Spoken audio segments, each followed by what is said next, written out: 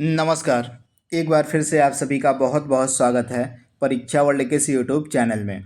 दोस्तों, RRB NTPC 2024 की परीक्षा के लिए आज से हम रसायन विज्ञान के 500 प्रश्नों की सीरीज को स्टार्ट करने जा रहे हैं। रसायन विज्ञान के सबसे बेहतरीन 500 प्रश्नों को इस सीरीज के माध्यम से हम कवर करेंगे तथा सभी प्रश्न आपके आगामी एनटीपीसी की परीक्षा के लिए महत्वपूर्ण होंगे। तो यह इस सीरीज का पार्ट 1 है। आइए पार्ट 1 को स्टार्ट करते हैं और देख लेते हैं कि आज का यह जो हमारा पार्ट 1 है, इसमें हमने कौन कौन से बेहतरीन प्रश्नों को सम्मिलित किया हुआ है। यह सीरीज आपके आगामी परीक्षा के लिए बहुत ही ज़्यादा महत्वपूर्ण होने वाली है, तो इस सीरीज को डेली बेसिस पर आप ज़रूर फॉलो करते रहिएगा। पहला प्रश्न आपके स्क्रीन पर है, निम्नलिखित में से मुख्यतः किसके लिए सीटेन संख्या गुणता मापन के रूप में प्रयुक्त होती है। सिंपल सा प्रश्न है। आपसे पूछा क्या गया कि जो सीटेन संख्या है, इसकी सहायता से किसकी गुणवत्ता को मापा जाता है। बेहतरीन प्रश्न है, एग्जाम ओरिएंटेड प्रश्न है। तो राइट आंसर क्या हो जाएगा? डीजल की जो गुणवत्ता होती है उसको सीटेन संख्या से मापा जाता है। तो राइट आंसर क्या हो जाएगा? डीजल की गुणवत्ता को। तो ये फैक्ट आपको याद रखना है। निम्नलिखित में से कौन सा परमाणु का भाग नहीं है। इसमें से परमाणु का भाग कौन नहीं है आपको बताना है। बेहतरीन प्रश्न है। तो राइट आंसर आपका क्या हो जाएगा? दिए गए ऑप्शन में से परमाणु का भाग आपका फोटान नहीं है। तो राइट आंसर क्या हो जाएगा? Option C. बाकी जो परमाणु होता है electron plus proton plus neutron से मिलकर बना होता है। अगला प्रश्न आपके स्क्रीन पर है, परमाणु नाभिक के अवयव आपसे पूछा गया कि कौन कौन से मुख्य अवयव होते हैं परमाणु नाभिक के। तो राइट आंसर आपका क्या हो जाएगा? परमाणु का जो नाभिक होता है इसके मुख्य दो अवयव होते हैं। कौन कौन से? प्रोटॉन और न्यूट्रॉन। तो नाभिक में कौन कौन होता है? प्रोटॉन और न्यूट्रॉन, यानी कि ऑप्शन आपका यहाँ पे सी जो है बिल्कुल सही हो जाएगा। आप लोग याद रखिएगा। परमाणुवीय नाभिक किसके द्वारा खोजा गया था? जो परमाणुवीय नाभिक है यह किसके द्वारा इसकी खोज करी गई थी आपसे पूछा गया है। बेहतरीन प्रश्न है। तो इस प्रश्न का राइट आंसर क्या हो जाएगा? जो परमाणविक नाभिक है इसकी जो खोज है यह करी गई थी किसके द्वारा? रदरफोर्ड के द्वारा, यानी कि ऑप्शन आपका ए यहाँ पे बिल्कुल सही हो जाएगा। 1911 में जो रदरफोर्ड थे इन्होंने परमाणु नाभिक की खोज करी थी। तो ये चीज़ आपको याद रखना है। राइट आंसर क्या हो जाएगा? ऑप्शन आपका ए यहाँ पे बिल्कुल सही हो जाएगा। वहीं डाल्टन के द्वारा जो है 1808 ईस्वी में जो है, आप लोग याद रखिएगा, डाल्टन ने 1808 ईस्वी में परमाणु सिद्धांत प्रस्तुत किया था। तो दोनों आपको याद रखना है। अगर आपसे एग्जाम में पूछ ले कि परमाणु सिद्धांत किसके द्वारा प्रतिपादित किया गया था, प्रस्तुत किया गया था, तो डाल्टन ने 1808 में परमाणु सिद्धांत प्रस्तुत किया था। वहीं रदरफोर्ड ने 1911 में परमाणु नाभिक की खोज करी थी। तो दोनों फैक्ट आपको याद रखने हैं। अगला प्रश्न आपके स्क्रीन पर है, और निम्नलिखित में से कौन जल को जीवाणु मुक्त करने हेतु प्रयुक्त होता है। जल को जीवाणु मुक्त करने हेतु निम्नलिखित में से किसका प्रयोग किया जाता है। बेहतरीन प्रश्न है। तो राइट आंसर आपका क्या हो जाएगा? उपर्युक्त सभी, ओजोन का, क्लोरीन डाइऑक्साइड का, क्लोरामीन का, इन सभी का जो उपयोग है यह जल को जीवाणु मुक्त करने के लिए किया जाता है। तो राइट आंसर क्या हो जाएगा? उपर्युक्त सभी। किसी तत्व के परमाणु में 10 इलेक्ट्रॉन, 10 प्रोटॉन और 12 न्यूट्रॉन है। तो आपसे पूछा गया है कि इस तत्व का परमाणु भार कितना होगा, परमाणविक भार कितना होगा। तो जो परमाणविक भार होता है यह कैसे ज्ञात किया जाता है? तो परमाणविक भार जो है प्रोटॉन प्लस न्यूट्रॉन की संख्या के योग से बनता है। तो राइट आंसर क्या हो जाएगा? तो प्रोटॉन आपका कितना 10 है और न्यूट्रॉन कितना है 12। तो राइट आंसर क्या हो जाएगा? टोटल परमाणु भार कितना हो जाएगा? टोटल 22 हो जाएगा। तो राइट आंसर क्या हो जाएगा? ऑप्शन बी, परमाणु भार आपका 22 हो जाएगा। अगला प्रश्न आपके स्क्रीन पर है, और किसी तत्व के परमाणविक भार को किस में व्यक्त किया जाता है। तो किसी तत्व का जो परमाणविक भार होता है इसको हम AMU की सहायता से व्यक्त करते हैं। एटॉमिक मास यूनिट इसको कहा जाता है। तो राइट आंसर क्या हो जाएगा? AMU। ऑप्शन डी आपका सही हो जाएगा। इलेक्ट्रॉन क्या वहन करता है?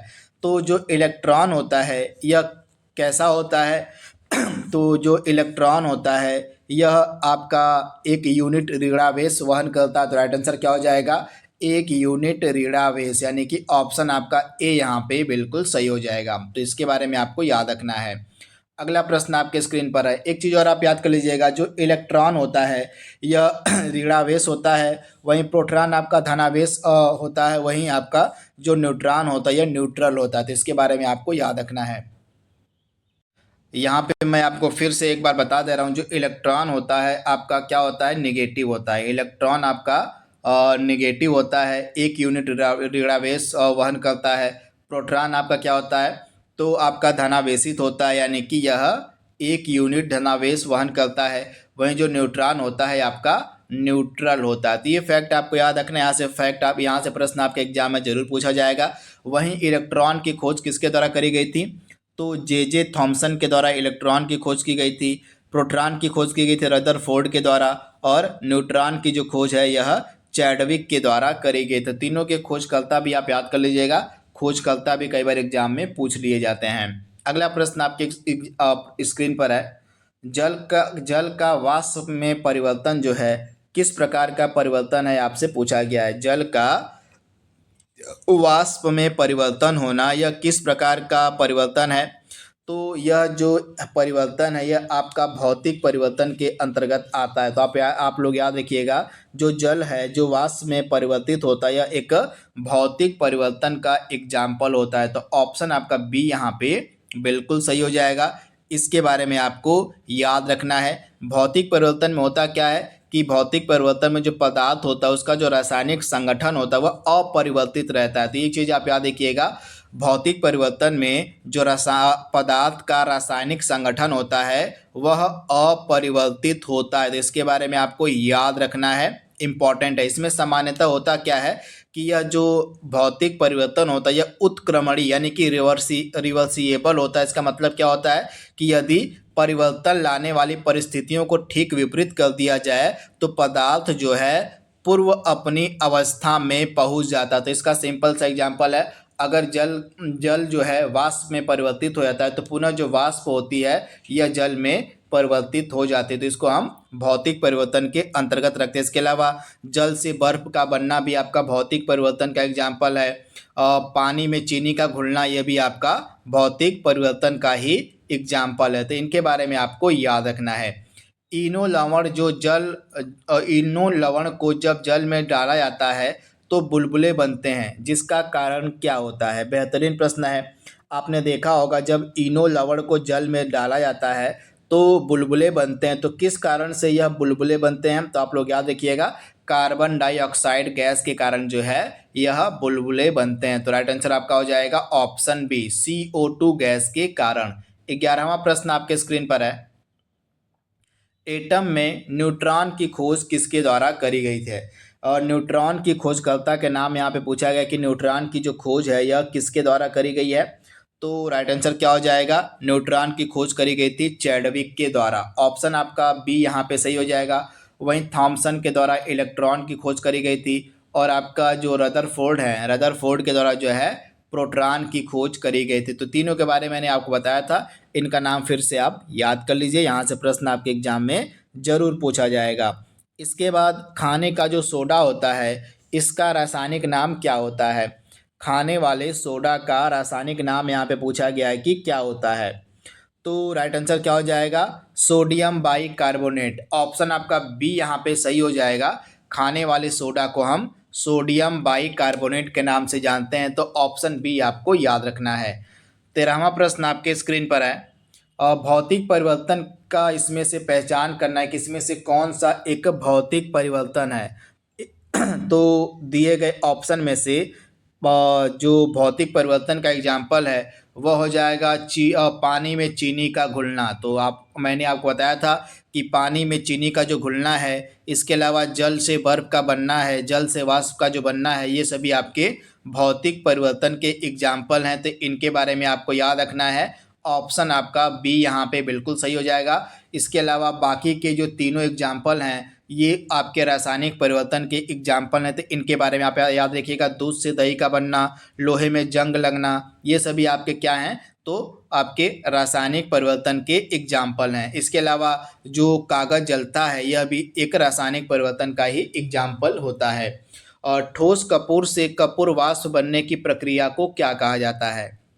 ठोस कपूर से कपूर वाष्प बनने की जो प्रक्रिया होती है इसको हम बोलते हैं ऊर्ध्वपातन, यानी कि ऑप्शन आपका सी यहाँ पे सही हो जाएगा। इसके बारे में आपको याद रखना है, ऑप्शन आपका यहाँ पे दिया गया है सी वाला, जो कि 100% आपका सही जवाब हो जाएगा। तो इसके बारे में आप याद रखिएगा। 15वां प्रश्न आपके स्क्रीन पर है। फोटोग्राफी में अस्थायीकरण के रूप में प्रयुक्त होने वाला रसायन कौन सा है? फोटोग्राफी में अस्थायीकरण के रूप में जो प्रयुक्त होने वाला रसायन है इसका नाम क्या हो जाएगा?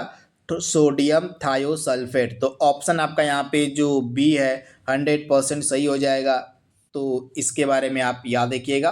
तो सोडियम थायोसल्फेट, यहाँ पे थी नहीं होगा, थायो होगा, थायोसल्फेट इसको कहा जाता है, थायोसल्फेट। तो इस रसायन का जो प्रयोग है फोटोग्राफी में अस्थायीकरण करने के लिए किया जाता है। तो ये फैक्ट आप याद रखिएगा, सोडियम थायोसल्फेट आपका राइट आंसर हो जाएगा। रसायन उद्योगों में कौन सा तेजाब मूल रासायनिक माना जाता है? रसायन जो उद्योग होते हैं इसमें से कौन सा तेजाब जो है मूल माना जाता है? तो राइट आंसर आपका क्या हो जाएगा? H2SO4। यह जो तेजाब होता है यह मूल रासायनिक माना जाता है। तो राइट आंसर क्या हो जाएगा? H2SO4। ऑप्शन आपका बी यहाँ पे सही हो जाएगा। इसके बाद अगला प्रश्न आपके स्क्रीन पर है। नीला थोथा का रासायनिक नाम पूछा गया है कि क्या होता है? जो नीला थोथा होता है इसका रासायनिक नाम क्या होता है? तो कॉपर सल्फेट। कॉपर सल्फेट को ही हम नीला थोथा कहते हैं। तो इसके बारे में आप याद रखिएगा, ऑप्शन आपका ए यहाँ पे सही हो जाएगा, नीला थोथा, ऑप्शन ए। निम्नलिखित में से कौन सा एक लवण सागर में सर्वाधिक मात्रा में पाया जाता है?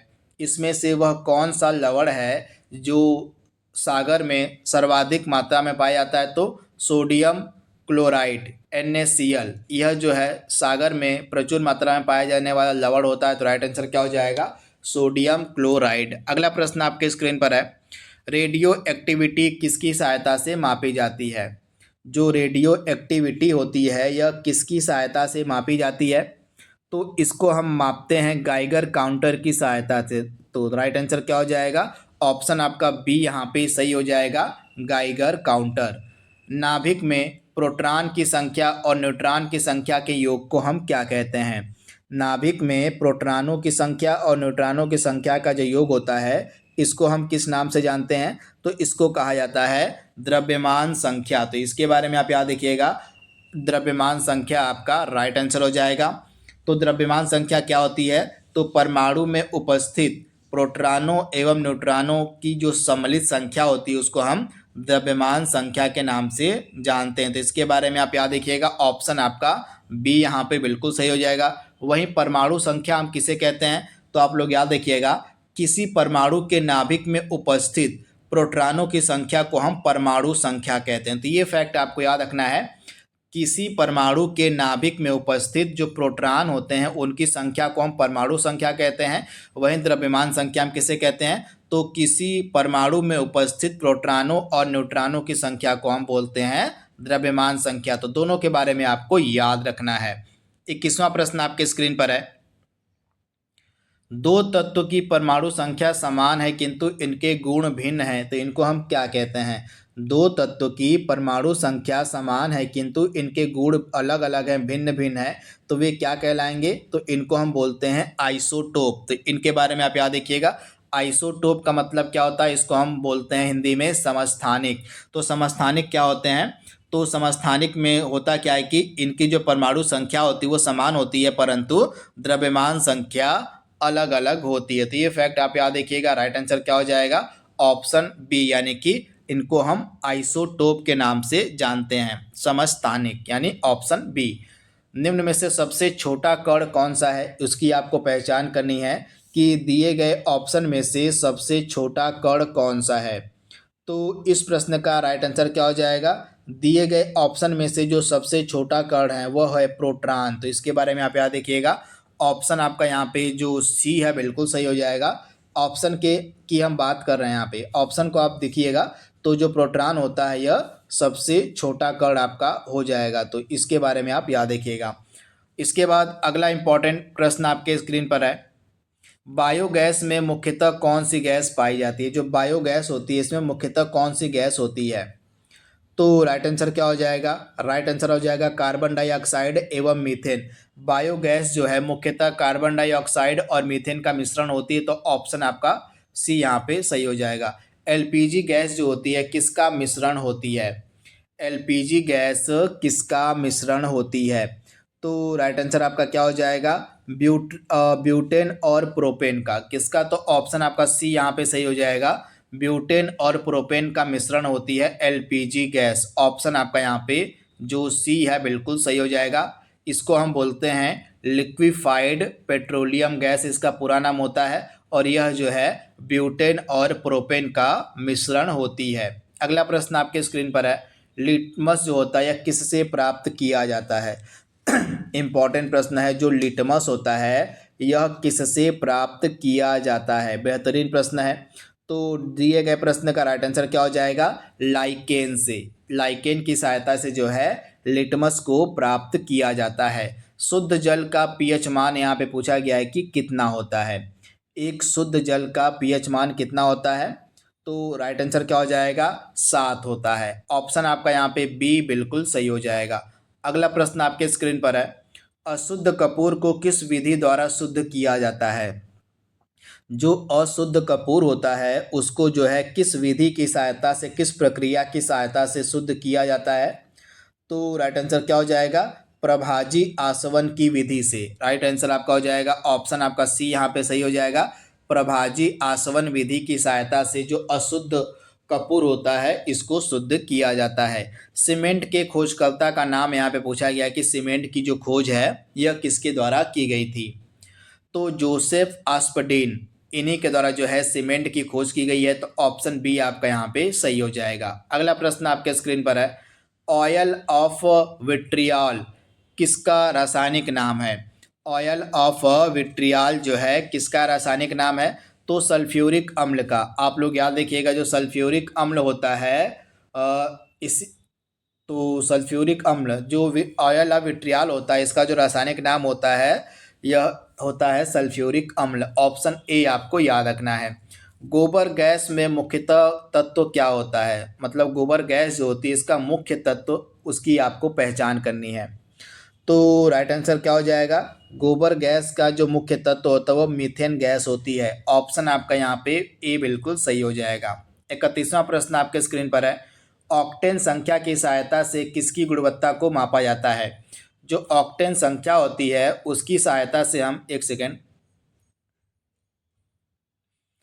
तो ऑक्टेन संख्या की सहायता से किसकी गुणवत्ता को मापा जाता है? तो राइट आंसर आपका होने वाला है यहाँ पे ऑप्शन आपका यहाँ पे पेट्रोल वाला हो जाएगा। Right answer option B. वही सीटेन संख्या की सहायता से जो है हम डीजल की गुणवत्ता को मापते हैं, और जो ऑक्टेन संख्या होती है उसकी सहायता से हम पेट्रोल की गुणवत्ता को मापते हैं। कार इंजन में नॉकिंग से बचने के लिए निम्न में से कौन उपयोग में लाया जाता है? कार इंजन को नॉकिंग से बचाने के लिए निम्न में से किसका जो है प्रयोग किया जाता है? तो राइट आंसर आपका क्या हो जाएगा? लेड टेट्रा एथिल का। ऑप्शन आपका यहाँ पे बी बिल्कुल सही हो जाएगा। 33वां प्रश्न आपके स्क्रीन पर है, किसी तत्व के रासायनिक गुण निम्न में से कौन तय करता है? किसी तत्व का जो रासायनिक गुण होता है वह किसके द्वारा तय किया जाता है?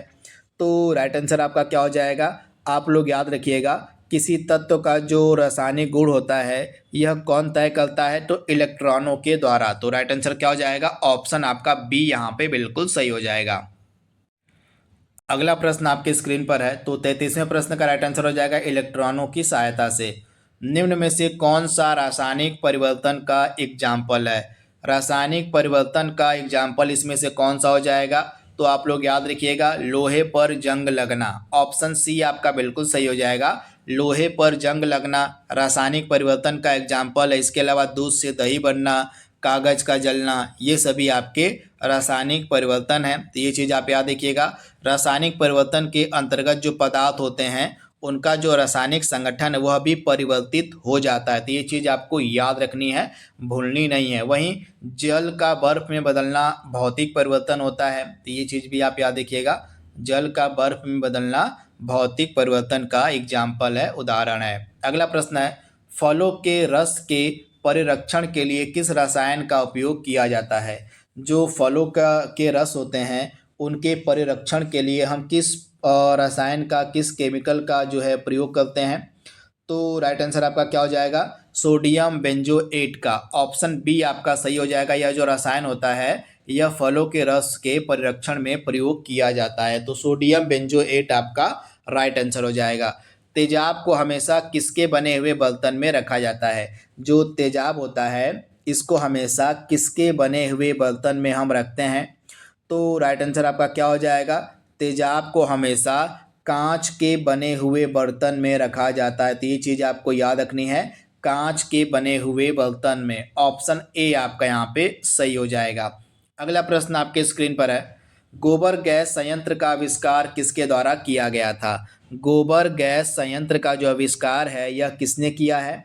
तो राइट आंसर क्या हो जाएगा? C B Desai. ऑप्शन आपका यहाँ पे जो ए है बिल्कुल सही हो जाएगा। गैल्वेनाइज्ड लोहे की चादरें किस वस्तु की परत के कारण जंग से बचती हैं? तो आप लोग याद रखिएगा, जो लोहे की चादरें होती हैं उस पर जो है जिंक की परत चढ़ाई जाती है। ऐसा क्यों किया जाता है? तो लोहे को जंग से बचाने के लिए, लोहे को जंग से बचाने के लिए उस पर जो है जिंक की परत चढ़ाई जाती है। तो ऑप्शन सी आपका यहाँ पे सही हो जाएगा। अगला प्रश्न आपके स्क्रीन पर है, लोहे में जंग लगने पर उसके भार में क्या परिवर्तन होता है? लोहे में जंग लगने पर उसका जो भार होता है उसमें क्या परिवर्तन देखने को मिलता है? तो लोहे में जंग लगने पर उसके भार में क्या परिवर्तन होता है? तो उसका जो भार होता है वह बढ़ जाता है। तो आप लोग याद रखिएगा, ऑप्शन आपका यहाँ पे क्या सही हो जाएगा? ऑप्शन आपका दिए गए प्रश्न का ए बिल्कुल सही हो जाएगा। लोहे में जंग लगने पर उसका जो भार होता है वह बढ़ जाता है। तो ये चीज़ आपको याद रखनी है। राइट आंसर आपका हो जाएगा ऑप्शन ए। आज के सेशन का लास्ट प्रश्न आपके स्क्रीन पर है, एक्वारेजिया जो है किसका मिश्रण होता है? तो यह जो एक्वारेजिया होता है यह हाइड्रोक्लोरिक एसिड और नाइट्रिक एसिड यानी कि HCl और HNO3 का मिश्रण होता है। HCl मतलब हाइड्रोक्लोरिक एसिड और HNO3 मतलब नाइट्रिक एसिड का मिश्रण होता है। और इस मिश्रण का जो उपयोग है सोने को पिघलाने के लिए या सोने को शुद्धिकरण के लिए जो है एक्वारेजिया का प्रयोग किया जाता है। तो ये फैक्ट आपको याद रखना है। ऑप्शन आपका बी यहाँ, ऑप्शन आपका डी यहाँ पे बिल्कुल सही हो जाएगा। तो इस प्रकार से 40 इंपॉर्टेंट प्रश्नों को हमने कवर कर लिया है। बाकी के अन्य प्रश्नों को हम अलग अलग भाग में कवर करते हुए चलेंगे। तो आज के लिए बस इतना ही। Thank you, thanks for watching, thank you.